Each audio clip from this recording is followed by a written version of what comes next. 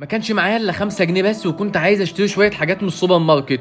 المهم دخلت السوبر ماركت وسلمت على الراجل وقلت له لو سمحت انا عايز كيس كبير عشان هاخد فيه حاجات كتير ان شاء الله. الراجل قال لي تمام يا فندم مفيش مشكله، وراح جايب لي شنطه سودا كده كبيره وقال لي اتفضل. المهم خدت الكيس ومشيت، طبعا ايدي الشمال مكسوره فمش هعرف افتح لنفسي، فكان واقف هناك واحد فقلت له بعد اذنك ممكن تفتح لي الكيس؟ قال لي تمام مفيش مشكله.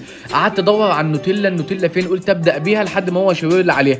المهم قمت جايب واحده نوتيلا وقمت جايب واحده من البتاع اللي تحتها دي مش عارف كانت ايه، بعد كده جبت مايونيز، بعد كده جبت كاتشب، بعد كده جبت طحينه، بعد كده جبت عسل. ولقيت الراجل بيقول لي بقول لك ايه في عسل بالمكسرات هنا حلو للجيم وبتاع، ورحت جايب عسل بالمكسرات.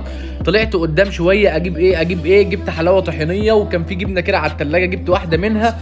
المهم ببص تحت لقيت جبنه نستو، رحت جايب واحده والثانيه وقعت، قلت لها بتوعي ليه تعالي، وقمت جايبها هي كمان. بعدين بقى نقلت الناحيه الثانيه اجيب شويه بسكوت بقى واظبط الكلام. جبت شويه بسكوت اوريو وجبت بسكوت مش عارف ايه كده، المهم جبت انواع مشكله كتير.